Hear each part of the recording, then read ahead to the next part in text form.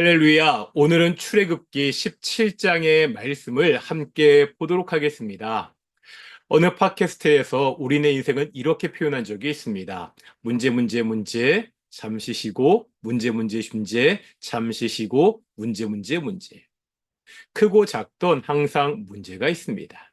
단지 연속되는 문제 사이에 잠시 문제가 없는 짧은 기간이 있을 뿐입니다. 가정에서, 사업장에서, 직장에서, 심지어 교회에서 어쩌면 그렇게 계속 문제들이 생기는지 모르겠습니다. 이스라엘 백성들의 광야 생활도 비슷했습니다. 출급하고 수르광에 이르자 마실 물이 없는 것이 문제였습니다. 마라에서는 쓴물이 문제였지요. 신광야에서는 먹을 것이 문제였습니다. 오늘 본문은 느비딤입니다. 느비딤에서도 역시 먹는 문제가 되었습니다. 그 다음에는 아말렉 족속이 문제가 되었습니다. 광야 생활은 문제 연속이었습니다. 성경은 이 모든 문제에 개입하셔서 문제를 해결하시는 하나님을 보여주고 계십니다. 레위림에서는 반석에서 물이 나오게 하십니다. 아말렉과의 전쟁에서는 승리하게 하십니다. 이때 나온 하나님에 대한 고백이 여호와 니시죠. 여호와는 승리의 깃발이 되시는 분이십니다. 그런데 특별히 반석에서 물이 나오게 하시는 장면을 좀 더 자세하게 살펴볼 필요가 있습니다. 하나님은 모세에게 반석을 치라고 하시죠. 6절 보실까요? 내가 호렙산에 있는 그 반석이 거기서 내 앞에 서리니. 하나님이 모세에게 말씀하시는 중이십니다. 이때 하나님은 반석 위 내 앞에 선다고 하십니다. 지금 하나님이 모세를 마주보고 반석에 서 있습니다. 그러면 모세가 지팡이로 반석을 치면 반석이 맞기 전에 누가 먼저 맞게 되죠? 하나님이 맞으십니다. 하나님이 지팡이에 맞으시고 반석이 깨지면서 물이 나오게 됩니다. 하나님의 자기 희생으로 물이 나옵니다. 신약에서는 이 사건을 이렇게 해석합니다. 고린도전서 10장 4절인데요. 다 같은 신령한 음료를 마셨으니 이는 그들을 따르는 신령한 반석으로부터 마셨음에 그 반석은 곧 그리스도시라.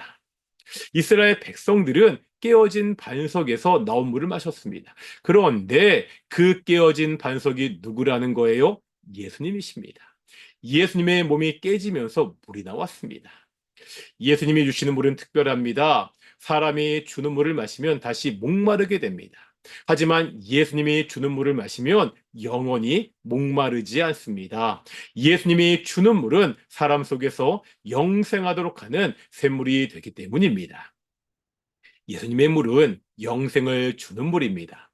예수님은 어떻게 이 물을 주셨지요?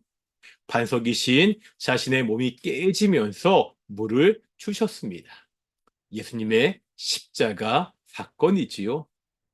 예수님이 십자가 위에서 몸이 찢어지심으로 우리가 생명을 얻었습니다. 이제 우리의 목마름, 모든 문제는 십자가 위에서 해결이 되었습니다.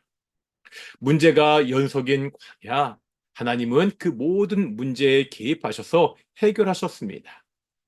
문제가 연속인 우리의 삶, 하나님은 역시 그 문제에 개입하십니다. 우리가 할 일은요, 다만 내 문제를 가지고 예수님의 십자가 앞에 나아가는 것입니다. 나를 위해 십자가 위에서 돌아가신 그 예수님 앞에 내 문제를 내려놓을 때 하나님의 개입은 시작됩니다. 기도하시겠습니다.